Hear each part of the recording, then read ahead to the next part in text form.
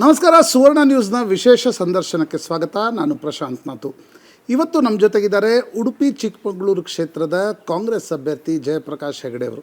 ಜಯಪ್ರಕಾಶ್ ಹೆಗಡೆ ಅವರೇ, ಈ ವಿಶೇಷ ಸಂದರ್ಶನಕ್ಕೆ ಸ್ವಾಗತ. ಜಯಪ್ರಕಾಶ್ ಅವರೇ, ಕಳೆದ ಒಂದು ತಿಂಗಳಿಂದ ನನಗೆ ನಿಮ್ಮ ಪ್ರಶ್ನೆ ಕೇಳಬೇಕಂತಿತ್ತು. ಬಹುತೇಕ ಒಂದು ಟ್ರೆಂಡ್ ದೇಶದಲ್ಲಿ ನಡೀತಾ ಇದೆ. ಕಾಂಗ್ರೆಸ್ನ ವಕ್ತಾರರು ಬಿಟ್ಟು ಹೋದರು, ನಾಯಕರು ಬಿಟ್ಟು ಹೋದರು, ಅವರು ಬಿಟ್ಟು ಹೋದರು, ಇವರು ಬಿಟ್ಟು ಹೋದರು. ಆದರೆ ಜಯಪ್ರಕಾಶ್ ಹೆಗಡೆ ಈ ಸಂದರ್ಭದಲ್ಲಿ ಬಿ ಜೆ ಪಿಯನ್ನು ಬಿಟ್ಟು ಕಾಂಗ್ರೆಸ್ಸಿಗೆ ಬಂದರು. ವೈ ಕಾಂಗ್ರೆಸ್ ನಾವು? ಯಾಕೆ ಈಗ? ನಾನು ಬಿ ಜೆ ಪಿಯನ್ನು ಬಿಡಲಿಲ್ಲ. ಆಯೋಗದ ಅಧ್ಯಕ್ಷನಾಗಿದ್ದಾಗ ನಾನು ಯಾವುದೇ ಪಕ್ಷದ ಸದಸ್ಯನಾಗಿರಲಿಕ್ಕಿರಲಿಲ್ಲ ಟೆಕ್ನಿಕಲಿ. ಆದ್ದರಿಂದ ನಾನು ಯಾವುದೇ ರಾಜಕೀಯ ಚಟುವಟಿಕೆಯಲ್ಲಿ ನನ್ನನ್ನು ನಾನು ತೊಡಗಿಸ್ಕೊಂಡಿರಲಿಲ್ಲ. ಹಾಗಾಗಿ ಒಂದು ಇಂಡಿಪೆಂಡೆಂಟ್ ಆಗಿದ್ದು ನಾನು ಹೆಚ್ಚಿನ ಸಮಯ ನನ್ನ ರಾಜಕೀಯ ಜೀವನ ಪಕ್ಷೇತನಾಗಿದ್ದದ್ದು ಜಾಸ್ತಿ, ಪಕ್ಷದಲ್ಲಿ ನಿಲ್ಲೋದಕ್ಕಿಂತ. ಹೌದು. ಅದಕ್ಕೆ ಇನ್ನೊಂದು ಕಾರಣ ಇದೆ. ನಾನು ನಿರಂತರವಾಗಿ ಯಾವ ಪಕ್ಷ ಸ್ಟ್ರಾಂಗ್ ಇದೆಯೋ ಅದರ ವಿರುದ್ಧವೇ ಹೋರಾಟ ಮಾಡ್ಕೊಂಡು ಬಂದವನು. ಹಿಂದೆ ಕಾಂಗ್ರೆಸ್ ಸ್ಟ್ರಾಂಗ್ ಇದ್ದಾಗ ನಾನು ಕಾಂಗ್ರೆಸ್ನ ವಿರುದ್ಧ ಜನತಾದಳದಲ್ಲಿ ನಿಂತೆ, 2 ಬಾರಿ ಪಕ್ಷೇತರನಾಗಿ ನಿಂತೆ, ಪುನಃ ಪಕ್ಷೇತರನಾಗಿ ಮುಂದುವರೆದು ಕಾಂಗ್ರೆಸ್ಸಿಗೆ ಸೇರಿದೆ. ಅಲ್ಲಿ ನಾನು ತಪ್ಪಂತ ಹೇಳಿದೆ. ತಪ್ಪಂತ ಹೇಳಿದ್ರೆ ತಪ್ಪಾದ ನಿರಂತರವಾಗಿ ಈ ತಪ್ಪನ್ನು ಮಾಡ್ತೇನೆ ಅಂತ ಹೇಳಿದೆ. ಸ್ವಲ್ಪ ಉಚ್ಚಾಟನೆಯಾಯಿತು ನಂದು. ನಂತರ ಹಲವು ಸಮಯ ಪಕ್ಷೇತರನಾಗಿ ಉಳ್ಕೊಂಡೆ. ನನ್ನ ಒಟ್ಟಿಗಿದ್ದ ಕೆಲವು ಸ್ನೇಹಿತರಿಗೆ ಒಂದು ಪೊಲಿಟಿಕಲ್ ಬೇಸ್ ಬೇಕಿತ್ತು. ಅವರ ಒತ್ತಡಕ್ಕೆ ಮಾಡಿದ್ದು ನಾನು ಸೇರಿದೆ. ಆದರೆ ಅಲ್ಲಿ ಸೇರಿದ ಮೇಲೆ ನಾನು ಯಾವುದೇ ಚುನಾವಣೆಗೆ ನಿಲ್ಲುವಂಥ ಪ್ರಸಂಗ ಉದ್ಭವ ಆಗಲಿಲ್ಲ. ಕೊನೆಗೆ ಒಂದು ಸಲ ಯಾವುದೋ ವಿಷಯದಲ್ಲಿ ಚರ್ಚೆ ಮಾಡುವಾಗ ಒಬ್ಬರು ಕೇಳಿದರು, ಇದೊಂದು ಬಾಕಿ ಇದೆ, ಯಾವುದು ಆಯೋಗ, ಹಿಂದುಳಿದ ವರ್ಗದ ಆಯೋಗ ಬಾಕಿ ಇದೆ, ಅದು ಅವರಿಗೆ ಸಣ್ಣದಾಗ್ತದೇನೋ, ಕೇಳ್ತೀರಾ ಅಂತ ಯಾರನ್ನು ಕಳಿಸಿದರು. ನಾನು ಅದರ ಬ್ಯಾಕ್ಗ್ರೌಂಡ್ ಓದಿದೆ. ಅದರಲ್ಲಿ ಇದ್ದಂಥದ್ದು qualification, either sitting judge of High Court or retired judge of High Court or a person who is eligible to become High Court judge ಅಂತ. ನಾನು ಅನಿಸಿದೆ, ಸ್ಟೇಟಸ್ಸಿಗೆ ಏನು ತಪ್ಪಾಗೋದಿಲ್ಲ, ಯಾಕಂದರೆ ಮಂತ್ರಿ ಆಗಿದ್ದವ್ರಿಗೆ ಹೈಕೋರ್ಟ್ ಜಡ್ಜು ಏನು ತೊಂದರೆ ಆಗೋದಿಲ್ಲ. ಆದರೆ ಅದರಲ್ಲಿ ಏನು ಕೆಲಸ ಮಾಡ್ಬೋದು ಅಂತ ಅಧ್ಯಯನ ಮಾಡಿದೆ. ನಾನು ಹಿಂದುಳಿದ ವರ್ಗದವ್ರಿಗೆ ಸುಮಾರು ಸಹಾಯ ಮಾಡಲಿಕ್ಕೆ ಆಗ್ತದೆ ಅನ್ನೋ ಭಾವನೆ ಬಂತ ಆಕ್ಸೆಪ್ಟೆಡ್ ಇಟ್. ಜಯಪ್ರಕಾಶ್ ಅವರು, ನೀವು ಹಿಂದೆ ನನಗನ್ಸುತ್ತೆ ಬ್ರಹ್ಮಾವರ ಕ್ಷೇತ್ರ ಇದ್ದಾಗ 2 ಬಾರಿ ಅಲ್ಲಿಂದ ಪಕ್ಷೇತರರಾಗಿದ್ರಿ. 2011ರಲ್ಲಿ ಬಿ ಜೆ ಪಿಯ ರಾಜ್ಯ ಸರ್ಕಾರ ಇದ್ದಾಗ ಉಪಚುನಾವಣೆಯಲ್ಲಿ ಕಾಂಗ್ರೆಸ್ನಿಂದ ಗೆದ್ರಿ. ಈಗ ಮತ್ತೆ ಸ್ಪರ್ಧಿಸ್ತಾ ಇದ್ದೀರಿ. ಹೆಚ್ಚು ಕಡಿಮೆ ಒಂದು 10-12 ವರ್ಷಗಳ ಗ್ಯಾಪ್ನ ನಂತರ ಏನು ಚೇಂಜ್ ಆಗಿದೆ ಅನ್ಸುತ್ತೆ ಪಾಲಿಟಿಕ್ಸಲ್ಲಿ? ತುಂಬ ಬದಲಾವಣೆ ಆಗಿದೆ. ಅಂದಿನ ರಾಜಕಾರಣಕ್ಕೂ ಇಂದಿನ ರಾಜಕಾರಣಕ್ಕೂ ಅಜಗಜಾಂತರ. ನಾನು ಹೇಳಿದೆ, ಪ್ರಥಮ ಬಾರಿಗೆ ನಾನು ಗೆಲ್ಲುವಾಗ ಭಾಳ ಕಮ್ಮಿ ಮೊತ್ತ ನಾನು ಖರ್ಚು ಮಾಡಿದ್ದು. ಇವತ್ತು ಆ ಪರಿಸ್ಥಿತಿ ಇಲ್ಲವೇ ಇಲ್ಲ.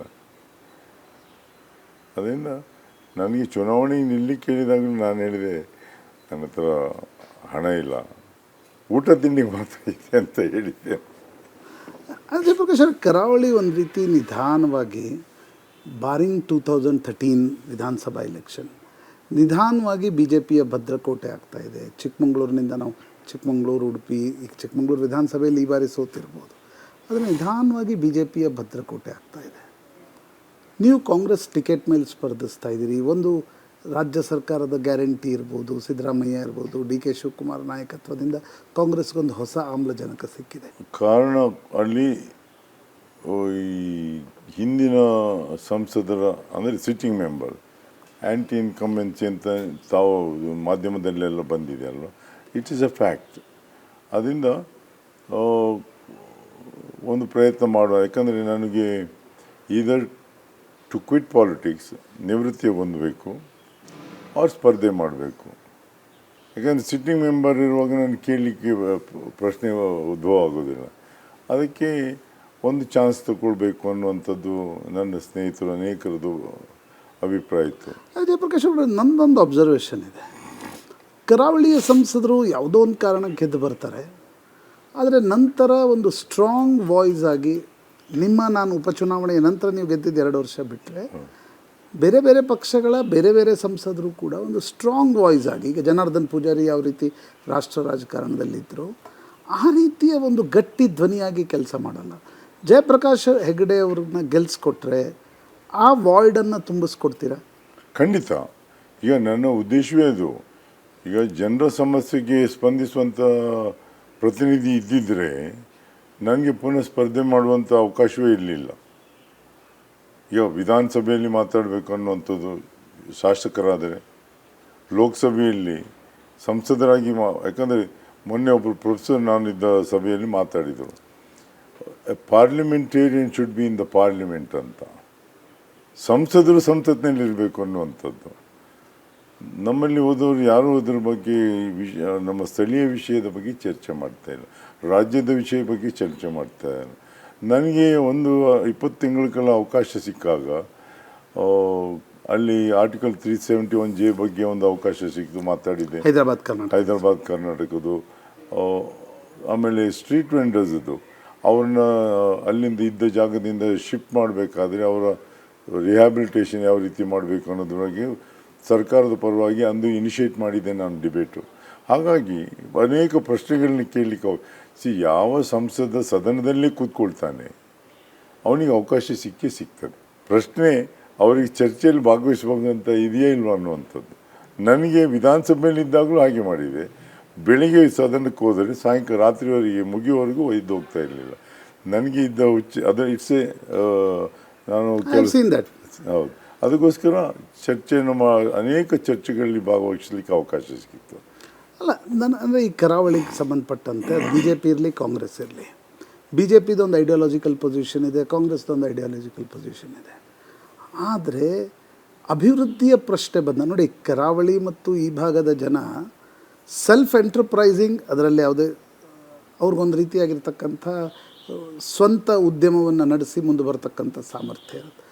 ಆದರೆ ಸರ್ಕಾರದ ಅಭಿವೃದ್ಧಿಯ ಪ್ರಶ್ನೆ ಬಂದಾಗ ಕರಾವಳಿ ಎಲ್ಲೋ ಹಿಂದುಳಿತಾ ಇದೆ ಅಂತಕ್ಕಂಥದ್ದು ನನಗಂತೂ ಅನಿಸುತ್ತೆ. ನಾನು ಅನೇಕ ಬಾರಿ ನಮ್ಮ ಸ್ನೇಹಿತರ ಹತ್ರ ಚರ್ಚೆ ಮಾಡಿ, ಯಾಕಂದರೆ ಒಂದು ಕಡೆ ಹಿಂದುತ್ವ, ಒಂದು ಕಡೆ ಸೆಕ್ಯುಲರಿಸಮ್ ಬಗ್ಗೆ ನೀವೆಲ್ಲರೂ ಚರ್ಚೆ ಮಾಡ್ತೀರಿ. ಆದರೆ ರ್ಯಾಪಿಡ್ ಡೆವಲಪ್ಮೆಂಟ್ ಅಂತಕ್ಕಂಥ ಒಂದು ಕಾನ್ಸೆಪ್ಟ್ ಏನಿದೆ ಕರಾವಳಿ ಭಾಗದಲ್ಲಿ ಯಾವಾಗಲೂ ಆ ರೀತಿಯಾಗಿರ್ತಕ್ಕಂಥ ಡೆವಲಪ್ಮೆಂಟ್ ನಾನು ಇದ್ರ ಬಗ್ಗೆ ಚರ್ಚೆ ಮಾಡಿದ್ದೇನೆ ನಮ್ಮ ಸ್ನೇಹಿತರ ಹತ್ರ ಮತ್ತು ಇಂಡಸ್ಟ್ರಿಯಲಿಸ್ಟ್ ಹತ್ರ. ನಾನು ಹೇಳಿದೆ ಅವ್ರ ಹತ್ರ, ನೀವು ಬೇರೆ ಬೇರೆದಕ್ಕೆ ಇನ್ವೆಸ್ಟ್ ಮಾಡೋದಕ್ಕಿಂತ ಸುಂದರಾಮ್ ಶೆಟ್ಟರು, ಕೆ ಪೈ ಅವರೆಲ್ಲ ಬ್ಯಾಂಕ್ ಡೆವಲಪ್ ಮಾಡಲಿಲ್ವಾ? ಎಷ್ಟೋ ಮಕ್ಕಳಿಗೆ ಉದ್ಯೋಗ ಕೊಡಲಿಕ್ಕಾಯಿತು. ಅದಕ್ಕೆ ನೀವು ಸ್ವಲ್ಪ ಫಂಡ್ ತಂದು ಬ್ಯಾಂಕಿಂಗ್ ಲೈಸೆನ್ಸ್ ತಗೊಳ್ಳಿ, ಮಕ್ಕಳಿಗೆ ಉದ್ಯೋಗ ಕೊಡಲಿಕ್ಕಾಗ್ತದೆ. ಅಥವಾ ಇಂಡಸ್ಟ್ರೀಸ್ ಮಾಡಿ ಉದ್ಯೋಗ ಕೊಡಿ. ಒಂದು ವೇಳೆ ಉದ್ಯೋಗ ಸೃಷ್ಟಿಯಾದರೆ ಮಕ್ಕಳು ಇದೆಲ್ಲವನ್ನು ಬಿಟ್ಬಿಡ್ತಾರೆ. ಅವರು ಉದ್ಯೋಗದ ಬಗ್ಗೆ ಆಲೋಚನೆಯನ್ನು ಮಾಡ್ತಾರೆ. ಈಗ ಏನಾಗಿದೆ, ಉದ್ಯೋಗ ಸಿಗ್ತಾ ಇಲ್ಲ. ಅವರು ಬೇರೆ ಖಾಸಗಿ ಕೆಲಸ ಮಾಡ್ತಾರೆ. ಅವರು ಕೆಲವರಿಗೆ ಕೆಲಸವೇ ಇಲ್ಲ. ಅದನ್ನು ಬದಲಾವಣೆ ಮಾಡೋದು ಹೇಗೆ ಅಂತ ನಂದು ಆಲೋಚನೆ. ನನಗೆ ಬೇಕಾದದ್ದು ಇಕೋ ಫ್ರೆಂಡ್ಲಿ ಇದು ಇಂಡಸ್ಟ್ರೀಸ್ ಬರಬೇಕಾಗ್ತದೆ, ಎಂಪ್ಲಾಯ್ಮೆಂಟ್ ಜನರೇಟ್ ಆಗಬೇಕಾಗ್ತದೆ ಕರಾವಳಿಯಲ್ಲಿ.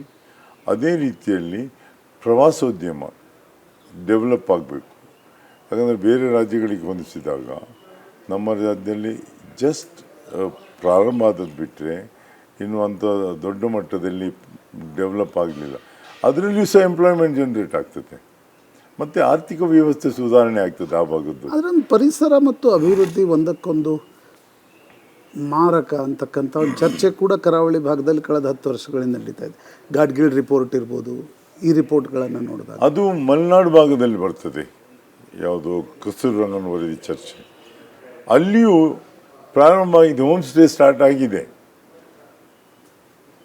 ಕರಾವಳಿಯಲ್ಲಿ ಹೆಚ್ಚಿನವರಿಗೆ, ಉತ್ತರ ಕರ್ನಾಟಕದವರಿಗೆ, ಬೆಂಗಳೂರಿನಲ್ಲಿದ್ದವರಿಗೆ, ಅದರಲ್ಲಿ ಪರ್ಟಿಕ್ಯುಲರ್ಲಿ ಸಾಫ್ಟ್ವೇರ್ ಇಂಡಸ್ಟ್ರಿ ಇದ್ದವರಿಗೆ ಸಮುದ್ರ ಬದಿಯಲ್ಲಿ ಬಂದು ಕೂತ್ಕೊಳ್ಬೇಕನ್ನೋಂಥದ್ದೊಂದು, ಅಲ್ಲಿ ಸುಮಾರು ರೆಸಾರ್ಟ್ಸ್ ಸ್ಟಾರ್ಟ್ ಆಗಿದೆ. ಅಲ್ಲಿಗೆ ಟೂರಿಸಮ್ಗೆ ಸ್ವಲ್ಪ ರಿಲ್ಯಾಕ್ಸ್ ಮಾಡಿದ್ದಾರೆ, ಕೊಡ್ತಾ ಇದ್ದಾರೆ. ಬಟ್ ಸಸ್ಟೈನಬಲ್ ಟೂರಿಸಮ್ ಬಗ್ಗೆ ನಿಮ್ಮ ಕಲ್ಪನೆ? ಖಂಡಿತ ಅದ್ರ ಬಗ್ಗೆ ಜಾಗೃತಿ ಇರಬೇಕಾಗ್ತದೆ. ನಾವು ಬರೀ ಟೂರಿಸಮ್ ಅಂತೇಳಿ ಇದ್ದ ವ್ಯವಸ್ಥೆನ ಹಾಳು ಮಾಡ್ಕೊಳ್ಳಿಕ್ಕೆ ತಯಾರಿಲ್ಲ.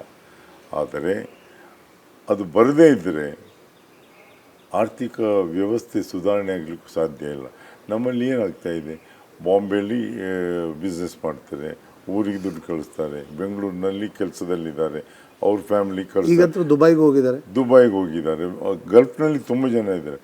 ಆದರೆ ಹಿಂದೆ ಬ್ಯಾಕ್ ಹೋಮ್ ಅವರ ತಂದೆ ತಾಯಿಯನ್ನು ನೋಡ್ಕೊಳ್ಳಿಕ್ಕೆ ಯಾರೂ ಇಲ್ಲ. ಈಗ ಅಲ್ಲಿ ಸ್ಥಳೀಯವಾಗಿ ಉದ್ಯೋಗ ಸೃಷ್ಟಿಯಾದರೆ ಅಲ್ಲಿ ಇರ್ತಾರೋ. ವೃದ್ಧಾಶ್ರಮಗಳಾಗ್ತಾ ಇವೆ. ಹೌದು, ವೃದ್ಧಾಶ್ರಮ ಜಾಸ್ತಿ ಆಗ್ತಾ ಇದೆ, ಅದಾಗಬಾರ್ದು ಅಂತ. ಬಟ್ ಈ ಸ್ಥಳೀಯ ಅಭಿವೃದ್ಧಿ ಮತ್ತು ಉದ್ಯೋಗ ಇದಕ್ಕೆ ಹೇಗೆ ಉತ್ತೇಜನ ಕೊಡ್ತೀರಿ? ಒಬ್ಬ ಸಂಸದರಾಗಿ ಏನು ನಿಮ್ಮ ಥಾಟ್ಸ್ ಏನಿದ್ರ ಬಗ್ಗೆ? ನಾನು ಹೇಳುವಂಥದ್ದು CRZ ವ್ಯಾಪ್ತಿ ಏನಿದೆ ಅದನ್ನು ಸ್ವಲ್ಪ ರಿಲ್ಯಾಕ್ಸ್ ಮಾಡಬೇಕು. ಕಂಡೀಷನ್ಸ್ ಸ್ಟ್ರಿಂಜೆಂಟ್ ಇರಲೇಬೇಕಾಗ್ತದೆ. ಪರಿಸರ ಹಾಳು ಮಾಡಿದ ಹಾಗೆ ಸ್ಟ್ರಿಂಜೆಂಟ್ ಕಂಡೀಷನ್ಸ್ ಹಾಕಲೇಬೇಕಾಗ್ತದೆ. ಮತ್ತು ಅಲ್ಲಿ ಉದ್ಯೋಗ, ಇಲ್ಲಿ ಇನ್ನೊಂದು ಸಮಸ್ಯೆ, ಎಷ್ಟು ಇಂಡಸ್ಟ್ರೀಸ್ ಬಂದಿದೆ ನಮ್ಮಲ್ಲಿ, ಸ್ಥಳೀಯರಿಗೆ ಉದ್ಯೋಗ ಇಲ್ಲ ಅಲ್ಲಿ. ಈಗ ಬ್ಯಾಂಕಿಂಗ್ ಇಂಡಸ್ಟ್ರಿ ಮೊದಲೆಲ್ಲ ದಕ್ಷಿಣ ಕನ್ನಡ ಉಡುಪಿ ಜಿಲ್ಲೆಯವರು ಇದ್ದರು. Syndicate Bank, Corporation Bank, Canara Bank, take any, Vijaya Bank, take any bank, ಎಲ್ಲರೂ ಇದ್ದದ್ದು ನಮ್ಮ ಭಾಗದವರೇ. ಆದರೆ ಈ ಮರ್ಜ್ ಮಾಡಲಿಕ್ಕೆ ಶುರು ಮಾಡಿದಾರಲ್ಲ ಬ್ಯಾಂಕ್ಸು, ವಿಜಯ ಬ್ಯಾಂಕ್ ಅಂತ ತೆಗೆದು ಬ್ಯಾಂಕ್ ಆಫ್ ಬರೋಡಾ ಜೊತೆ ಪ್ರಾಫಿಟ್ ಮೇಕಿಂಗ್ ಇದ್ದದ್ದು ವಿಜಯ ಬ್ಯಾಂಕ್ ಆಫ್ ಬರೋಡಾ ಜೊತೆ ಮರ್ಜ್ ಮಾಡಿದರು. ಆಮೇಲೆ corporation bank, it was doing well, ಅದನ್ನು ತೆಗೆದು ಯೂನಿಯನ್ ಬ್ಯಾಂಕ್ ಜೊತೆ ಮರ್ಜ್ ಮಾಡಿದರು. ಕೆನರಾ ಬ್ಯಾಂಕ್ ಮತ್ತು ಸಿಂಡಿಕೇಟನ್ನು ಮರ್ಜ್ ಮಾಡಿದರು. ಆದರೆ ಉದ್ಯೋಗ ಯಾರಿದ್ದಾರೆ ಅಂತ ನೋಡಿ, ಹಳ್ಳಿಯಲ್ಲಿ ಬೇರೆ ರಾಜ್ಯದವರೇ ಬರ್ತಾ ಇದ್ದಾರೆ ಬಿಟ್ಟರೆ ಸ್ಥಳೀಯರಿಗೆ ಉದ್ಯೋಗ ಸಿಗ್ತಾ ಇಲ್ಲ. ಅದರಿಂದ ಇನ್ನೊಂದು ಪ್ರಾಬ್ಲಮ್ ಆಗಿದೆ. ಸ್ಥಳೀಯ ಕಸ್ಟಮರ್ಸ್ ಇದ್ದಾರೆ, ಹಳ್ಳಿಯವ್ರ ಜನ, ಅಲ್ಲಿ ಹೋದರೆ ಮ್ಯಾನೇಜರ್ ಹತ್ರ ಮಾತಾಡಲಿಕ್ಕೆ ಗೊತ್ತಿಲ್ಲ, ಲ್ಯಾಂಗ್ವೇಜೇ ಗೊತ್ತಿಲ್ಲ. ಮತ್ತು ಆ ಮ್ಯಾನೇಜರಿಗೆ ಸಾಲ ಕೊಟ್ಟು ವಸೂಲಿ ಮಾಡಲಿಕ್ಕೆ ದಾಕ್ಷಿಣ್ಯವೇ ಇಲ್ಲ. ಸ್ವಲ್ಪ ಸಮಯ ಕೇಳಿದರೂ ಕೊಡೋದಿಲ್ಲ. ಈ ಪರಿಸ್ಥಿತಿಯಲ್ಲಿದೆ. ಅದಕ್ಕೋಸ್ಕರ ಸ್ಥಳೀಯರಿದ್ದರೆ ಸ್ವಲ್ಪ ಅವನಿಗೆ ಹೆಲ್ಪ್ ಮಾಡ್ತಾರೆ, ಅವನಿಗೆ ರಿನ್ಯೂ ಮಾಡಿ ಕೊಡ್ತಾರೆ ಲೋನು, ಅಥವಾ ಸ್ವಲ್ಪ ಸಮಯ ಬಿಟ್ಟು ಟೈಮ್ ಕೊಡ್ತಾರೆ ಅವರು. ಇವೆಲ್ಲೂ ಆಗ್ತವೇ ಇಲ್ಲ. ಕಾಫಿ, ನಾನೀಗ ಚಿಕ್ಕಮಗಳೂರಿಗೆ ಬಂದ ಕ್ಷಣ ಅನೇಕರನ್ನು ಮಾತಾಡಿಸ್ತಾ ಇದ್ದೆ. ಕಾಫಿ ಬೆಳೆಗಾರರ ಅನೇಕ ಸಮಸ್ಯೆಗಳಿವೆ. ಅದರ ಬಗ್ಗೆ ದಿಲ್ಲಿ ಮಟ್ಟದಲ್ಲಿ ಧ್ವನಿ ಎತ್ತೋರ ಸಂಖ್ಯೆ ಕಡಿಮೆ ಆಗಿದೆ, ಧ್ವನಿ ಎತ್ತಾ ಇಲ್ಲ. ನಾನು ಸಂಸದನಾಗಿದ್ದೆ, ಇದ್ರ ಬಗ್ಗೆ ಚರ್ಚೆ ಮಾಡಿದ್ದೆ. ಪರ್ಟಿಕ್ಯುಲರ್ಲಿ ಸಿದ್ದರಾಮಯ್ಯ ಒಂದು ಮುಖ್ಯಮಂತ್ರಿ ಆಗಿದ್ದರು. ಭಾಳ ಸಲ ಅವರ ಆಫೀಸಲ್ಲಿ ಡಿಸ್ಕಷನ್ ಆಗಿತ್ತು. ಆಗ ಕೇಂದ್ರದಿಂದ ಒಂದು ವಿದರ್ಭ ಪ್ಯಾಕೇಜ್ ಸಿಕ್ಕಿತ್ತು, SCTL ಸಿಕ್ಕಿತ್ತು. ಹಣ ಸ್ವಲ್ಪ ಸಾಲ ಅವರಿಗೆ ಮನ್ನಾ ಮಾಡಲಿಕ್ಕೆ ಕೆಲವು ವ್ಯವಸ್ಥೆ ಮಾಡಿತ್ತು. ಕಾಫಿ ಅದಾದ ಮೇಲೆ ಈ ಕಸ್ತೂರಿರಂಗನ್ ವರದಿ ಬಂದ ಮೇಲೆ ಇದು ಅವರು ಎನ್ಕ್ರೋಚ್ ಮಾಡಿದ್ದಾರೆ ಅನ್ನುವಂಥದ್ದನ್ನು ಒಂದು ಪ್ರಾರಂಭ ಆಗಿ ಎನ್ಕ್ರೋಚ್ಮೆಂಟ್ನ ತೆಗಿಬೇಕಂತ ನಂದು ಚರ್ಚೆ ಇಷ್ಟೇ ಇತ್ತು. ಈಗ ಗಿಡ ಕಡಿದ್ರೆ ಪರಿಸರ ಹಾಳಾಗೋದಿಲ್ವ?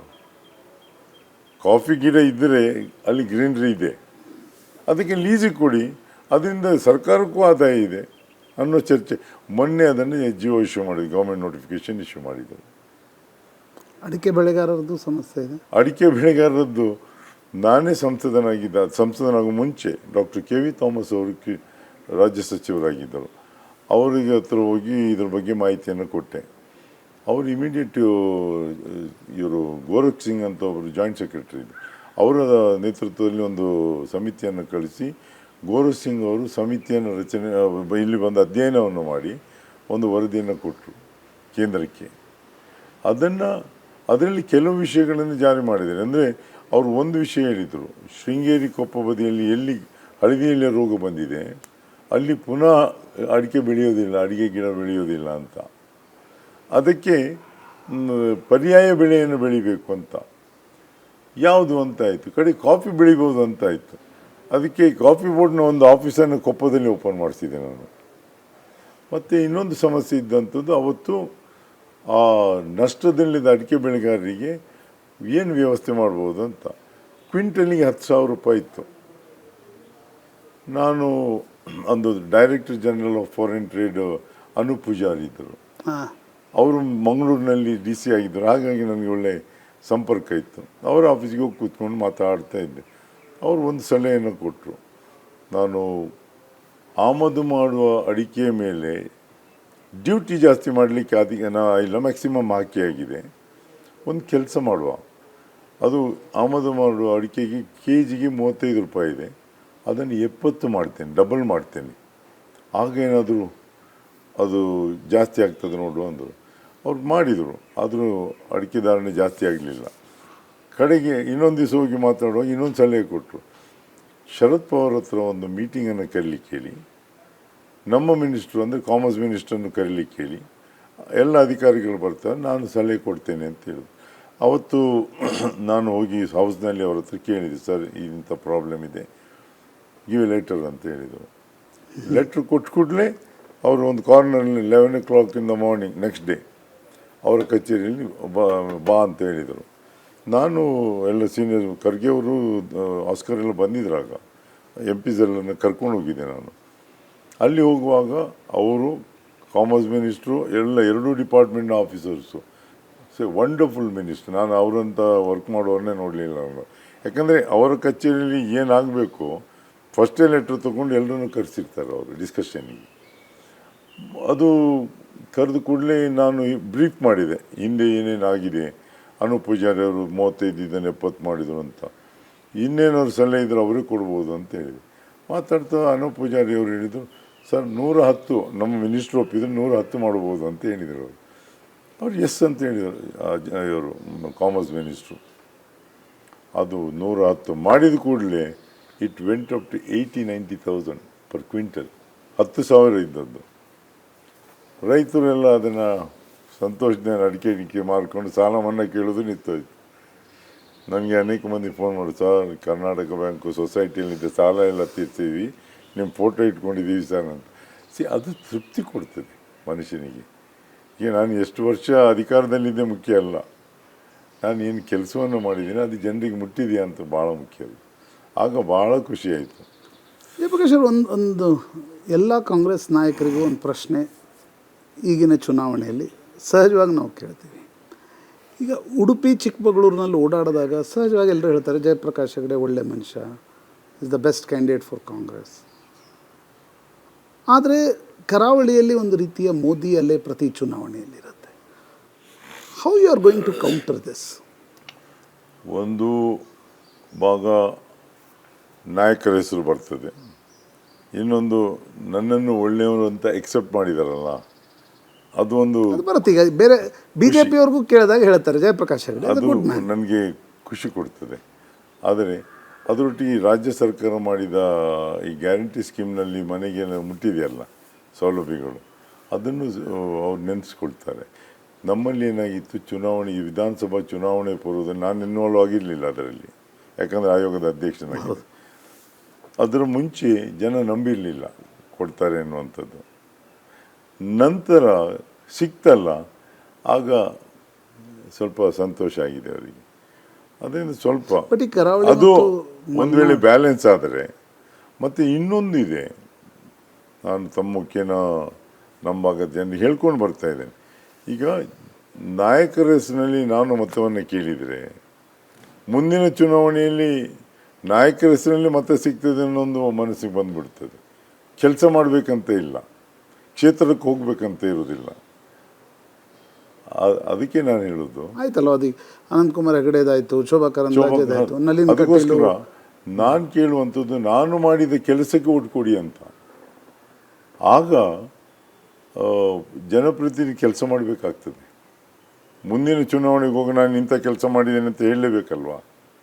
ಹೇಳದೆ ನಾವು ಮತವನ್ನು ಕೇಳಲಿಕ್ಕಾಗ್ತದಾ? ಅದು ತಪ್ಪಾಗ್ತದೆ. ಅದಕ್ಕೋಸ್ಕರ ಜನರ ಮತದಾರರ ಹತ್ರ ರಿಕ್ವೆಸ್ಟ್ ಇಷ್ಟೇ, ಖಂಡಿತ ನೀವು ಮತವನ್ನು ದಾನ ಮಾಡುವಂಥದ್ದು, ಚುನಾವಣೆ ಇತ್ತವ್ರು ಖರೀದಿ ಮಾಡುವಂಥದ್ದಲ್ಲ. ಕೆಲಸವಂತ ಮಾಡಿಸ್ಕೊಳ್ಳುವಂಥದ್ದು ನಿಮ್ಮ ಹಕ್ಕಾಗ್ತದೆ, ಮಾಡುವಂಥದ್ದು ಜನಪ್ರತಿನಿಧಿ ಕರ್ತವ್ಯ ಆಗ್ತದೆ. ಅದಕ್ಕೋಸ್ಕರ ಆಯ್ಕೆ ಮಾಡಿ, ಎಂಥ ಅಭ್ಯರ್ಥಿಯನ್ನು ಆಯ್ಕೆ ಮಾಡಬೇಕು ಅಂತ ನೀವು ಆಲೋಚನೆ ಮಾಡಬೇಕಾಗ್ತದೆ.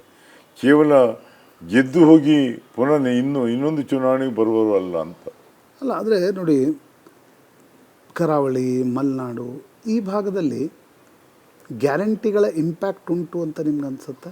ಅನಿಸ್ತದೆ. ಕಳೆದ ಬಾರಿ ಇರಲಿಲ್ಲ ಅಂತೆ. ಈಗ ಬಯಲು ಸೀಮೆ ಆ ಭಾಗದಲ್ಲಿನ ಪರಿಸ್ಥಿತಿ ಬೇರೆ. ಇಲ್ಲಿ ಬಯಲುಸೀಮೆಯಲ್ಲಿ ಇನ್ನೂ ಜಾಸ್ತಿ ಇದೆ ಅದರ ಇಂಪ್ಯಾಕ್ಟ್. ಹಾಂ, ಅದೇ ಕಾರಣದಿಂದ ನಾನು ಕೇಳಿದೆ. ಬಯಲುಸೀಮೆಯಲ್ಲಿ ಇನ್ನೂ ಜಾಸ್ತಿ ಇದೆ. ಅಲ್ಲಿ ಅಡಿಕೆಯ ಧಾರಣೆ ಜಾಸ್ತಿ ಅದು ಅಲ್ಲಿ ಲಾಭ ಆಗಿದೆ. ಯಾಕಂದರೆ ಬಯಲುಸೀಮೆಯಲ್ಲೂ ಸಹ ಹೆಚ್ಚು ಅಡಿಕೆ ಬೆಳೆಯುವವರು ಇರ್ತಾರೆ, ವ್ಯಾಪಾರ ಮಾಡುವವರು ಇದ್ದಾರೆ. ಅದರಿಂದ ಇದು 3 ಭಾಗ ಅದೇ, ಒಂದೊಂದು ಭಾಗದಲ್ಲಿ ಒಂದೊಂದು ರೀತಿ ವ್ಯವಹಾರ, ಅವರ ಟ್ರೆಡಿಷ್ನಲ್ ಬಿಸ್ನೆಸ್ಗಳು ಬೇರೆ ಬೇರೆ ಇದೆ. ಅದರಿಂದ ಜನ ಅದನ್ನು ಕೆಲಸ ಮಾಡಿದವ್ರ ಬಗ್ಗೆ ಗೌರವ ಇದೆ ಅನ್ನುವಂಥದ್ದು ನಾನು ಕಂಡುಕೊಂಡು ಈ ಸಲ. ಜಯಪ್ರಕಾಶ್ ಅವರೇ, ಈ ಮಂಗಳೂರು ಸೀಟ್ ಇರ್ಬೋದು, ಚಿಕ್ಕಮಗಳೂರು, ಉಡುಪಿ ಇರ್ಬೋದು, ಕಾರವಾರ ಇರ್ಬೋದು, ಇಲ್ಲಿ ಕಾಂಗ್ರೆಸ್ನ ಸೋಲಿಗೆ ಪ್ರಮುಖ ಕಾರಣ ಆಗಿದ್ದು ಹಿಂದುತ್ವ. ಈಗ ಯಾರು ಒಪ್ಪಲೇ ಬಿಡಲಿ, ಹಿಂದುತ್ವದ ಕಾರಣದಿಂದ ನಿಧಾನವಾಗಿ ಕಾಂಗ್ರೆಸ್ ಒಂದು ರೀತಿ ಒಂದೊಂದು ಸಲ ಸಾಫ್ಟ್ ಹಿಂದುತ್ವ ತೆಗೆದುಕೊಂಡು ಬರುತ್ತೆ, ಒಂದು ಸಲ ಮಧ್ಯಮ ಹಿಂದುತ್ವ ತೆಗೆದುಕೊಂಡು ಬರುತ್ತೆ, ಒಂದು ಸಲ ಬಿ ಜೆ ಪಿಗಿಂತ ಜಾಸ್ತಿ ಹಿಂದುತ್ವವಾದಿಗಳು ನಾವು ಅಂತ ಹೇಳುವ ಪ್ರಯತ್ನ ನಡೆಯುತ್ತೆ. ಒಂದೊಂದು ಸಲ ಏಕಾಏಕಿ ಸೆಕ್ಯುಲರಿಸಮ್ ದೃಷ್ಟಿಯಲ್ಲಿ ಮುಸ್ಲಿಂ ತುಷ್ಟೀಕರಣದ ಮಾತುಗಳನ್ನು ಆಡೋರು ಕೂಡ ಇದ್ದಾರೆ. ಜಯಪ್ರಕಾಶ್ ಹೆಗಡೆ ಅವ್ರದ್ದು ಯಾವುದು? ಅಯೋಧ್ಯ ಟೆಂಪಲಿಗೆ ದೇಣಿಗೆಯನ್ನು ಕೊಟ್ಟಿದ್ದೆ ನಾನು. ನಮ್ಮೂರಿನಲ್ಲಿ ಭಾಳಷ್ಟು ದೇವಸ್ಥಾನವನ್ನು ಕಟ್ಟಿಸಿದ್ದೇನೆ. ಬೇರೆ ಬೇರೆ ದೇವಸ್ಥಾನಗಳಿಗೆ ಸರ್ಕಾರದಿಂದ ಅನುದಾನವನ್ನು ಕೊಡಿಸಿದ್ದೇನೆ. ಅದರ ಬಗ್ಗೆ ಧಾರ್ಮಿಕ ಭಾವನೆ ರಾಜಕಾರಣಕ್ಕೆ ಬರಬಾರ್ದು ಅಂತ ಹೇಳುವ ನಾವು ಮಾಡಿದ ಕೆಲಸಕ್ಕೆ ಮತ ಕೊಡಿ. ಅದು ಗೆದ್ದ ಮೇಲೆ ಪುನಃ ನಿಮಗೆ ದೇವಸ್ಥಾನಕ್ಕೆ ದುಡ್ಡು ಬೇಕಾ, ನಾನೇ ಕೊಡಿಸ್ತೇನೆ.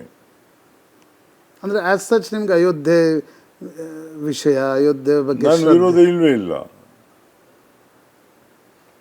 ಧಾರ್ಮಿಕ ಭಾವನೆಗಳಿಗೆ ವಿರೋಧ ಇಲ್ಲ. ಅದನ್ನು ರಾಜಕಾರಣಕ್ಕೆ ತರಬೇಡಿ ಅಂತ ಹೇಳುವಂಥದ್ದು ನಾನು. ಈಗ ಮೊನ್ನೆ ಒಂದು ದಿವಸ ಒಂದು ಚರ್ಚೆಯಲ್ಲಿ ಭಾಗವಹಿಸಿದ್ದೆ. ಈ ಪ್ರಶ್ನೆಯನ್ನು ಕೇಳಿದರು, ನೀವು ಪಕ್ಷ ಬದಲಾವಣೆ ಮಾಡಿದ್ದೀರಿ.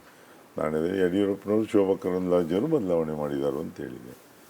ಅವರಾಗ ಬದಲಾವಣೆ ಮಾಡಿದೆ ಹೇಳಿದರು. ನನಗೆ ಇನ್ನು ಪುನಃ ವಾಪಸ್ ಹೋಗ್ತಿರೋ ಕೇಳಿದ್ದಕ್ಕೆ, ಇಲ್ಲ ನಮ್ಮದು ಡೈವರ್ಸ್ ಆಗಿದೆ, ಇನ್ನು ವಾಪಸ್ ಹೋಗೋ ಪ್ರಶ್ನೆ ಇಲ್ಲ, ಬಿ ಜೆ ಪಿ ಮುಗಿಸೋದೇ ನಮ್ಮ ಉದ್ದೇಶ ಅಂತ ಹೇಳಿದರು. ವಾಪಸ್ ಹೋಗಿದ್ದಾರೆ. ಅದರಿಂದ ಅದಕ್ಕೆ ನನಗೆ ಪ್ರಶ್ನೆ ಕೇಳಿದವರಿಗೆ ಹೇಳಿದೆ, ನೀವು ಅದಕ್ಕೆ ಉತ್ತರ ಹೇಳಿ. ನನ್ನನ್ನು ತಗೊಂಡದ್ದು ಸರಿಯಾಗಿದ್ದರೆ ಬಿಟ್ಟದ್ದು ಸರಿ ಅಂತ ಹೇಳಿದೆ. ನಾನು ಬಿಡಲಿಲ್ಲ, ಯಾಕಂದರೆ ನಾನು ಯಾವುದೇ ಪಕ್ಷದಲ್ಲಿ ಇರಲಿಲ್ಲ. ಈ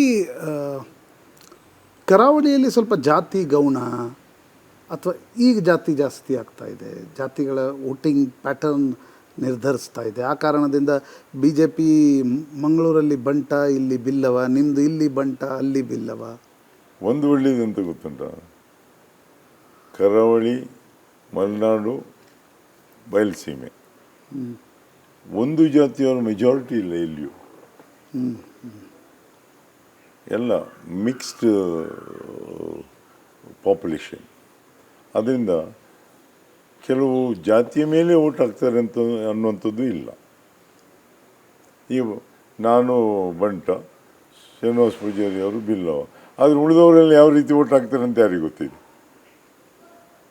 ಎಲ್ಲ ಬಂಟರು ನನಗೆ ಬರ್ತದೆ ಅಂತ ಇಲ್ಲ, ಎಲ್ಲ ಬಿಲ್ಲವರಿಗೆ ಅವ್ರಿಗೆ ಆಗ್ತಾರಂತೂ ಇಲ್ಲ. ಕೆಲವ್ರ ಥಿಂಕಿಂಗು ಬೇರೆ ಇರ್ಬೋದು.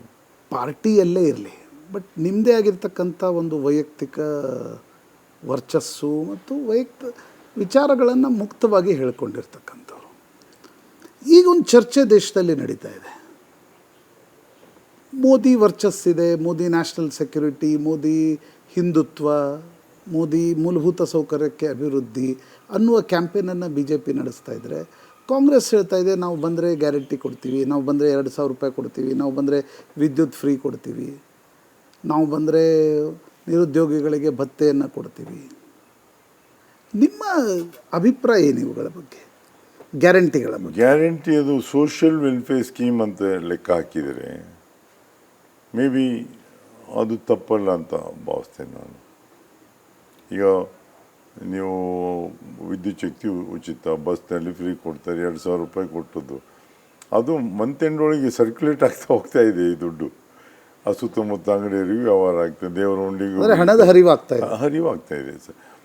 ದೊಡ್ಡ ದೊಡ್ಡ ಉದ್ಯಮಿಯಲ್ಲಿ ಏನಾಗ್ತದೆ ಅಂದರೆ, ಇಲ್ಲಿ ಅಂಥ ದೊಡ್ಡದಲ್ಲ, ಅವರದ್ದು ಒಂದು ಕಡೆಯಲ್ಲಿ ಸ್ಟಾಕ್ ಆಗ್ತದೆ.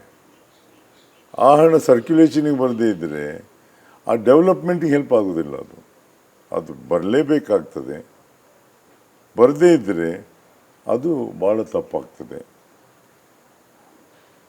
ಸಾಮಾನ್ಯ ಜನರಿಗೆ ಕೊಟ್ಟ ಸಣ್ಣ ಹಣ ತಪ್ಪು ಅನ್ನೋ ಭಾವನೆ ಇರಬಾರ್ದು.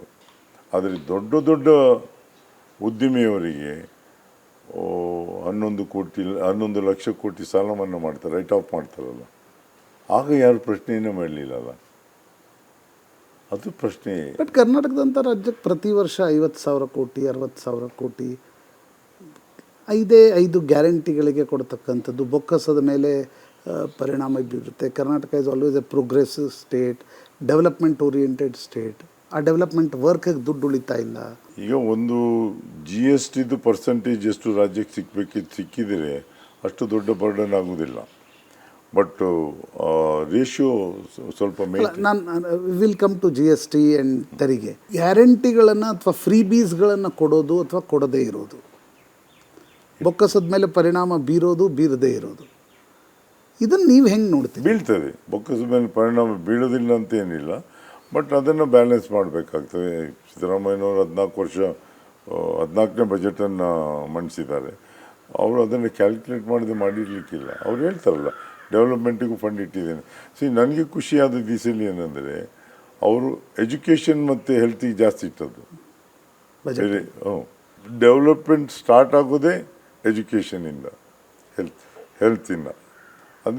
ಅದಕ್ಕೆ ಕೊಟ್ಟದಕ್ಕೆ ಉಳಿದಿದ್ದೆಲ್ಲದು ನಾವು ಬರೀ ಕಾಂಕ್ರೀಟ್ ರೋಡ್ಸು, ಎಲ್ಲ ಕಡೆಯಲ್ಲಿ ಕಾಂಕ್ರೀಟ್ ರೋಡ್ಸ್ ಅಗತ್ಯ ಇದೆ ಅಂತ ಒಂದು ಪ್ರಶ್ನೆ ಬರ್ತದೆ. ಎಲ್ಲಿ ಮರಗಳಿದೆ ಅಲ್ಲಿ ಕೆಳಗಡೆ ಕಾಂಕ್ರೀಟ್ ರೋಡ್ ಬೇಕಾಗ್ತದೆ. ಎಲ್ಲಿ ಮರವೇ ಇಲ್ಲ, ನ್ಯಾಷನಲ್ ಹೈವೇಲಿ ಎಲ್ಲಿದೆ ಹೋಗ್ತಾ ಇದೆ, ಅದೇ ಅಷ್ಟು ಹಾಳಾಗೋದಿಲ್ಲ. ಆದರೆ ಇದು ಎಲ್ಲ ಕಡೆಯಲ್ಲೂ ಕಾಂಕ್ರೀಟ್ ರೋಡ್ ಮಾಡ್ತದೆ. ಡ್ಯಾಮ್ಸ್ ಇನ್ನೊಂದು ಆದ್ಯತೆ ಕೊಡಬೇಕಾದ ರೈತರಿಗೆ, ಡ್ಯಾಮ್ಸ್ ಆ್ಯಂಡ್ ಬ್ರಿಡ್ಜ್ಗಳನ್ನು ಎಷ್ಟು ಮಾಡ್ತೀವೋ ಅಷ್ಟು ಮಾರುಕಟ್ಟೆಗೆ ಹತ್ತಿರ ಬರ್ತದೆ. ಮಾತ್ರ ಅಲ್ಲ, ರೈತರ ಭೂಮಿ ಇದೆಯಲ್ಲ ಇನ್ನೊಂದು ಭಾಗದಲ್ಲಿ ಅದರ ಧಾರಣೆ ರೇಟ್ ಜಾಸ್ತಿ ಆಗ್ತದೆ. ಎಲ್ಲರೂ ಎಣ್ತಿದ್ದು ಓಡಾಡಲಿಕ್ಕೆ ಮಾತ್ರ ಅಂತೇಳಿ ವ್ಯಾಲ್ಯೂ ಜಾಸ್ತಿ, ವ್ಯಾಲ್ಯೂ ಎಡಿಷನ್ ಆ ಭೂಮಿಗೆ.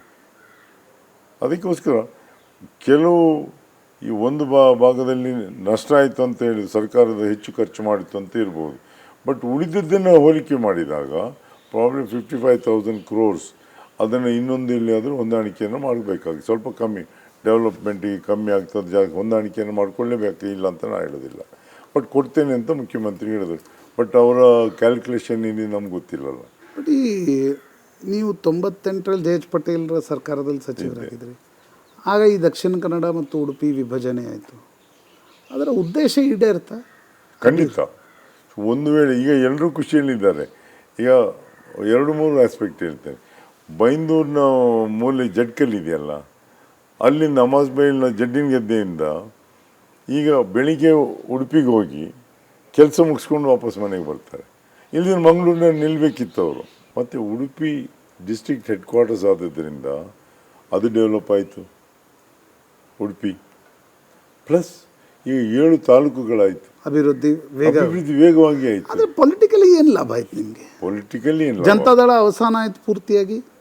ಉಡುಪಿ ಜಿಲ್ಲೆ ಆದಮೇಲೆ ಕಾಂಗ್ರೆಸ್ ಏನು ಭಾಳ ಹೇಳ್ಕೊಳ್ಳುವಂಥ ಒಂದು ಸ್ಥಿತಿಯಲ್ಲಿ ಉಡುಪಿಯಲ್ಲಿ ಇರಲಿಲ್ಲ. ಅದಕ್ಕೆ ಪಾರ್ಟಿಯ ಡೌನ್ಫಾಲಿಗೆ ನಾನು ಜೋಡಿಸ್ತಾ ಇಲ್ಲ, ಅಲ್ಲ, ಬೇರೆ ಬೇರೆ ಕಾರಣ ಇದೆ. ಇದು ಜಿಲ್ಲೆ ಮಾಡಿದ್ದಕ್ಕೂ ಅದಕ್ಕೆ ಸಂಬಂಧ ಇಲ್ಲ. ಯಾಕಂದರೆ ನಾನು ಜಿಲ್ಲೆಯನ್ನು ಜೆ ಎಚ್ ಪಟೇಲ್ ಹತ್ರ ಕೇಳುವಾಗ ಸಹ ಉಡುಪಿಯಲ್ಲಿ ಆ ಭಾಗದಲ್ಲಿ ನಾವು ಒಬ್ಬನೇ ಗೆದ್ದು ಬಂದದ್ದು. ಬಟ್ ನನಗೆ ಇದ್ದದ್ದು ಉಡುಪಿಯ ಒಂದು ಸೆಪ್ರೇಟ್ ಡಿಸ್ಟ್ರಿಕ್ಟ್ ಆಗಬೇಕು, ಆ ಭಾಗದ ಜನರಿಗೆ ಹೆಲ್ಪ್ ಆಗಬೇಕು, ಮತ್ತು ಡೆವಲಪ್ಮೆಂಟಿಗೆ ಭಾಳ ಸಹಾಯ ಆಗ್ತದೆ ಅನ್ನುವಂಥದ್ದು. ಈಗ ನಾನು ತೆರಿಗೆ ವಿಷಯಕ್ಕೆ ಬರ್ತೀನಿ. ಇತ್ತೀಚೆಗೆ ಸಿದ್ದರಾಮಯ್ಯದವರು ನನ್ನ ತೆರಿಗೆ ನನ್ನ ಹಕ್ಕು ಅಂತಕ್ಕಂಥ ಒಂದು ವಿಷಯವನ್ನು ಪ್ರಸ್ತಾಪಿಸಿದರು. ಕೇಂದ್ರ ಸರ್ಕಾರದಿಂದ ತೆರಿಗೆ ಹಣ ನಮಗೇನು ಬರಬೇಕಿತ್ತು ಅದು ಬರ್ತಾ ಇಲ್ಲ. 15 ಫೈನಾನ್ಸ್ ಕಮಿಷನ್ನಲ್ಲಿ ನಮ್ಮ ದುಡ್ಡು ಕಡಿಮೆ ಕೊಟ್ಟಿಲ್ಲ, ಅದು ಪರ್ಸೆಂಟೇಜ್. ಹೀಗಾಗಿ ಡಿ ಕೆ ಸುರೇಶ್ ಅಂತರು ನಿಮ್ಮ ಮಿತ್ರರವರು, ಅವರಂತರೂ ಒಂದು ಹೆಜ್ಜೆ ಮುಂದೆ ಹೋಗಿ ಹೇಳಿದರು, ಇಲ್ಲ ಪ್ರತ್ಯೇಕ ದೇಶ ಕೇಳಬೇಕಾಗತ್ತೆ. ಎಕ್ಸಾಕ್ಟಾಗಿ ಹೇಳಿರ್ಬೋದು, ಸ್ವಲ್ಪ ಉತ್ಸಾಹಭರಿತರಾಗಿ ಕೇಳಿರ್ಬೋದು. ಬಟ್ ಅದನ್ನು ನಾವು ಅದೇ ಅರ್ಥದಲ್ಲಿ ತಗೊಂಡು ಹೋಗ್ಬಾರ್ದು. ಬಟ್ ನಿಮ್ಮ what is your thoughts about that? ಕಮ್ಮಿ ಆಯಿತು, ಪರ್ಸೆಂಟೇಜ್ ಕಮ್ಮಿ, ಜಾಸ್ತಿ ಕೊಡಲೇಬೇಕಾಗ್ತದೆ. ಕೊಟ್ಟಾಗ ಉಳಿದ ಎಲ್ಲ ಅಭಿವೃದ್ಧಿಗೆ ಅದು ಪೂರಕ. ಯಾಕಂದರೆ 13,000 ಕೋಟಿ ಕೊಟ್ಟಿದ್ದಾರೆ, 55,000 ಬರಬೇಕು ಅಂತ ರಾಜ್ಯ ಸರ್ಕಾರ ಹೇಳ್ತಾ ಇದೆ ಅಲ್ವಾ. ಆದ್ದರಿಂದ ಕೇಂದ್ರ ಸರ್ಕಾರ ಮೊನ್ನೆ ಅಮಿತ್ ಶಾ ಅವರು ಒಂದು ಹೇಳಿಕೆಯನ್ನು ಕೊಟ್ಟರು, ಇದು ಡ್ರಾಫ್ಟ್ ಬಗ್ಗೆ. ಇದು ಡ್ರಾಫ್ಟ್ ಬಂದಾಗ ಪತ್ರ ಬರೆದಿಲ್ಲ, ಬೇಡಿಕೆಯನ್ನು ಇಟ್ಟಿದ್ದರೂ ಸಹ ಕೊಟ್ಟಿಲ್ಲ. ಆದರೆ ರಾಜ್ಯ ಸರ್ಕಾರ ಕೇಳಿಲ್ಲ ಅಂತ ಹೇಳೋದು ತಪ್ಪು. GSTಯನ್ನು ಕೇಳಿದ್ದಾರೆ, ಪರ್ಸೆಂಟೇಜ್ ಎಷ್ಟು ಕೊಡಬೇಕು ಅಂತ. ಬಟ್ ನಿರ್ಮಲಾ ಸೀತಾರಾಮನ್ ಅವರು ಕರ್ನಾಟಕ ರಾಜ್ಯದಿಂದ ಆಯ್ಕೆಯಾಗಿ ಹೋದವರು, ಅವರು ಸ್ವಲ್ಪ ಆದ್ಯತೆಯನ್ನು ಕೊಡಬೇಕಿತ್ತು ಅಂತ ನನ್ನ ಅಭಿಪ್ರಾಯ. ಆದರೆ ಅವ್ರು ಕೇಂದ್ರ ಸರ್ಕಾರ ಹೇಳ್ತಾ ಇದೆ, ನಾವೆಲ್ಲ ದುಡ್ಡನ್ನು ಅಂದರೆ 15 ಫೈನಾನ್ಸ್ ಕಮಿಷನ್ ಏನು ಹೇಳಿದೆ ಅದನ್ನು ಕೊಟ್ಟಿದ್ದೀವಿ, ರಸ್ತೆಗೆ ಕೊಡ್ತೀವಿ, ರೈಲ್ವೆಗೆ ಕೊಡ್ತೀವಿ, ವಿಮಾನ ನಿಲ್ದಾಣಕ್ಕೆ ಕೊಡ್ತೀವಿ. ಅದನ್ನು ಅಂದರೆ ಅದರ ಈಗ 700 ಕೋಟಿ ರೈಲ್ವೆಗೆ ಕೊಡ್ತಾ ಇದ್ದರೆ ನಾವು ಇವತ್ತೊಂದು 7,000 ಕೋಟಿ ಕೊಡ್ತಾ ಇದ್ದೀವಿ. ಎಲ್ಲಿ ಕೊಟ್ಟಿದ್ದಾರೆ? ಕರ್ನಾಟಕಕ್ಕೆ ಏರ್ಪೋರ್ಟಿಗೆ ಎಲ್ಲಿ ಕೊಟ್ಟಿಲ್ಲಲ್ಲ. ಶಿವಮೊಗ್ಗ ಏರ್ಪೋರ್ಟ್ ಒಂದು ತಯಾರು ಮಾಡಿದರು, ಹುಬ್ಳಿ ಅಪ್ಗ್ರೇಡೇಷನ್ ಆಯಿತು. ಬಟ್ ಅದರಲ್ಲಿ ಅಂಥ ಡೆವಲಪ್ಮೆಂಟ್ ಏನಾಗಲಿಲ್ಲ ಶಿವಮೊಗ್ಗ, ಉಡುಪಿ.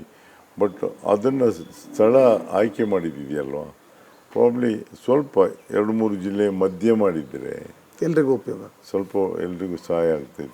ನನಗೆ ಹಾಸನದಲ್ಲಿ ಆಗುವಾಗ ನಾನು ಎನಿಸಿದ್ದು Channarayapatna, it's close to Bangalore airport. ಅದು ನಾಟಿಕಲ್ ಮೈಲ್ 150ಕ್ಕಿಂತ ಒಳಗೆ ಆಗ್ತದೆ.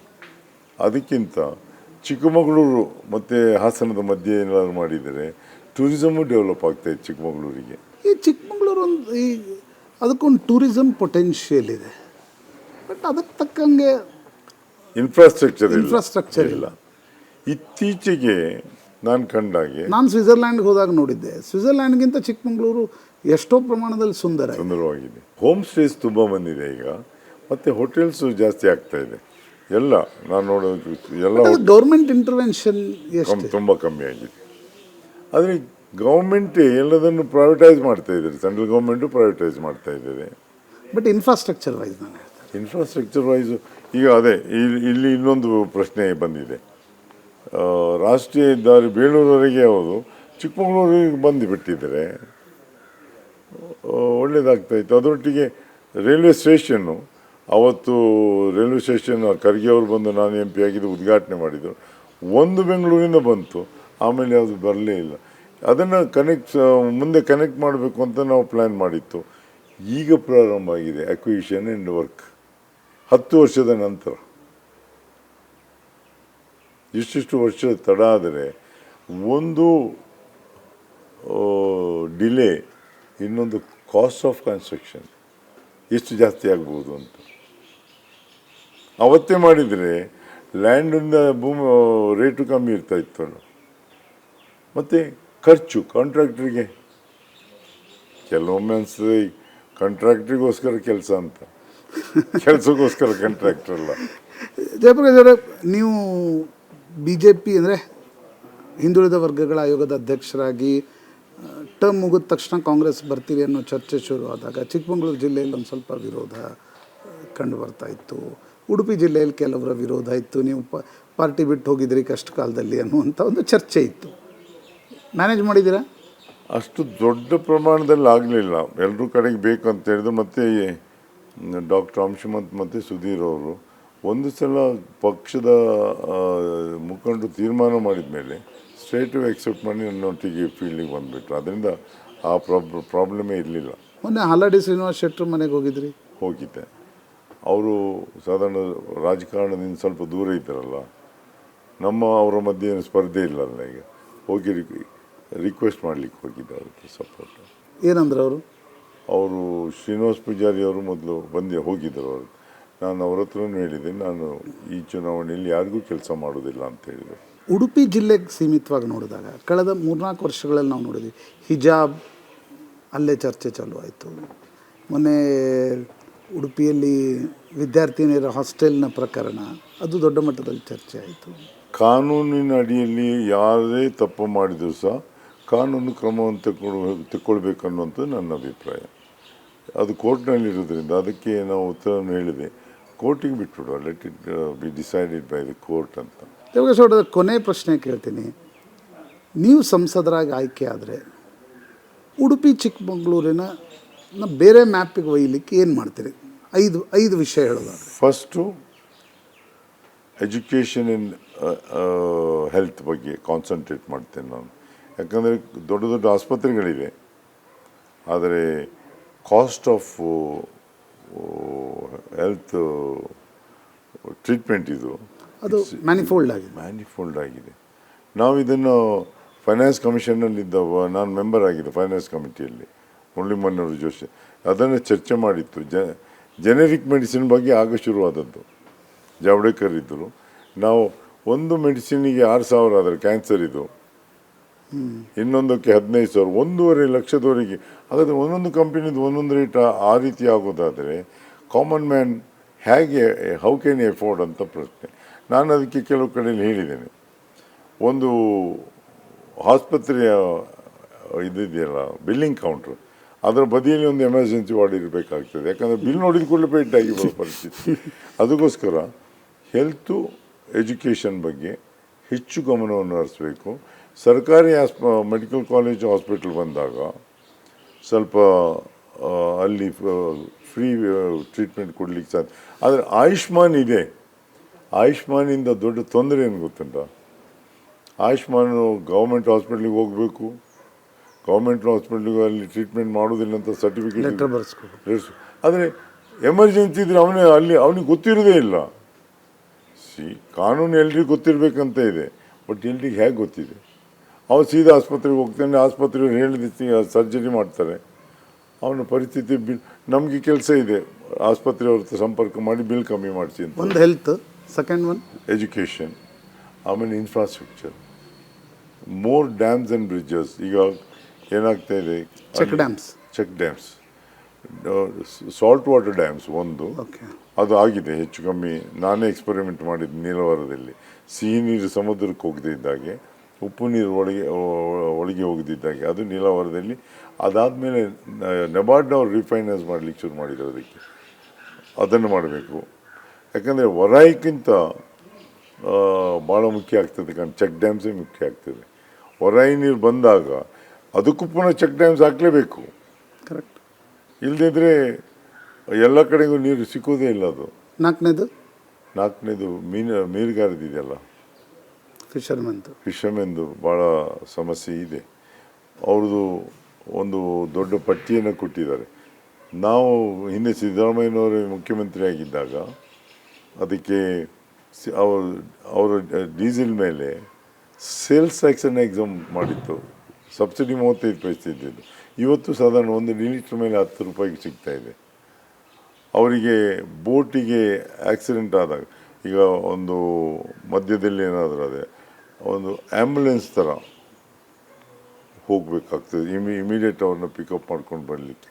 ಇಲ್ಲಿದೆ ಅದನ್ನು ಹುಡುಕಲಿಕ್ಕೆ ಕೋಸ್ಟ್ ಗಾರ್ಡನ್ನು ಹುಡುಕುವಂಥದ್ದು. ಕೋಸ್ಟಲ್ ಸೆಕ್ಯೂರಿಟಿ ಫೋರ್ಸ್ ಇದೆ, ಸಾಕಾಗೋದಿಲ್ಲ. ಅದೀಗ ಜಾಸ್ತಿ ಬೇಕಾಗ್ತದೆ. ಬೇರೆ ದಿವಸ ಉಪಯೋಗದ ಆದರೆ ಎಮರ್ಜೆನ್ಸಿ ಅನ್ನೋದು ಬೇಕೇ. ಮತ್ತು ಮೀನುಗಾರ ಮಹಿಳೆಯರಿಗೆ ನಾವು ಒಂದೇ ವರ್ಷ ಒಂದು 5,000 ಮನೆಯನ್ನು ಕೊಟ್ಟೆ. 100-200 ಕೊಡ್ತಾ ಇದ್ದದ್ದು ಒಂದೇ ಸಲ 500 ಕೊಟ್ಟಿದ್ದೀನಿ. ಅಂಥ ಅವರದ್ದು ಸಮಸ್ಯೆಗಳಿದೆಯಲ್ಲ, ಅವ್ರದ್ದೊಂದು ರಿಕ್ವೆಸ್ಟ್ ಲೆಟ್ರ್ ಬಂದಿದೆ. ಅದರ ಪ್ರಕಾರ ನಾವು ಅವರಿಗೆ ಸಹಾಯವನ್ನು ಮಾಡಬೇಕು, ಮೀನುಗಾರರಿಗೆ. ಮತ್ತು ಈ ಕೆಲವು ಟ್ರೆಡಿಷ್ನಲ್ ವರ್ಕ್ನವ್ರು ಇದ್ದಾರಲ್ಲ, ಕ್ಷೌರಿಕರು, ಅಗಸರು, ಮತ್ತು ಮಡಿವಾಳರು, ಮತ್ತು ಇನ್ನೊಂದು ಕುಂಬಾರರು, ಅವರು ಉದ್ಯೋಗ ಹೋಗಿಬಿಟ್ಟಿದೆ ಆಧುನಿಕ ವ್ಯವಸ್ಥೆಯಲ್ಲಿ. ಯಾಕಂದರೆ ದೊಡ್ಡ ದೊಡ್ಡ ಪಾರ್ಲರ್ ಬಂದಾಯಿತು, ಅವ್ರ ಕ್ಷೌರಿಕರದ್ದು, ಕುಂಬಾರದ್ದು ಎಲ್ಲ ಫ್ಯಾಕ್ಟ್ರಿಯಲ್ಲಿ ಮ್ಯಾನುಫ್ಯಾಕ್ಚರ್ ಆಗಲಿಕ್ಕೆ ಶುರುವಾಯಿತು. ಹಳ್ಳಿಯಲ್ಲಿ ಯಾವುದೂ ಇಲ್ಲ ಈಗ. ಅವ್ರಿಗೇನು ವಿಶೇಷ ಅನುದಾನ? ವಿಶೇಷವಾಗಿ ಪರ್ಯಾಯ ವ್ಯವಸ್ಥೆ ಮಾಡಬೇಕಾಗ್ತದೆ ಒಂದು. ಇಲ್ಲದೇ ಇದ್ದರೆ ಅವರಿಗೆ ಮೀಸಲಾತಿಯಲ್ಲಿ ಸ್ವಲ್ಪ ಜಾಸ್ತಿ ಮೋಸ್ಟ್ ಬ್ಯಾಕ್ವರ್ಡ್ ಅಂತ ಮಾಡಿದರೆ ಖಂಡಿತ ಅವರಿಗೆ ಸಹಾಯ ಆಗ್ತದೆ. ಮಕ್ಕಳಿಗೆ ಎಜುಕೇಷನ್ ಮತ್ತು ಎಂಪ್ಲಾಯ್ಮೆಂಟ್ಗೆ ಹೆಲ್ಪ್ ಆಗ್ತದೆ. ತುಂಬ ಧನ್ಯವಾದಗಳು Jayaprakash Hegde. All the best. It's always a pleasures talking to you. All the best. ನಿಮ್ದು ಯಾವಾಗಲೂ ಕೇಳ್ತಾ ಇರ್ತೀವಿ ಸುವರ್ಣ ಟಿವಿಯಲ್ಲಿ. ಇಲ್ಲಿಗೆ ಉಡುಪಿ ಚಿಕ್ಕಮಗಳೂರು ಲೋಕಸಭಾ ಕ್ಷೇತ್ರದ ಕಾಂಗ್ರೆಸ್ ಅಭ್ಯರ್ಥಿ, ಮಾಜಿ ಸಚಿವ, ಮಾಜಿ ಸಂಸದ ಜಯಪ್ರಕಾಶ್ ಹೆಗಡೆ ಅವರ ಜೊತೆಗಿನ ಸಂದರ್ಶನ ಮುಕ್ತಾಯ ಆಗ್ತದೆ. ನಮಸ್ಕಾರ. ನೋಡ್ತಾ ಇರಿ ಏಷ್ಯಾನೆಟ್ ಸುವರ್ಣ ನ್ಯೂಸ್.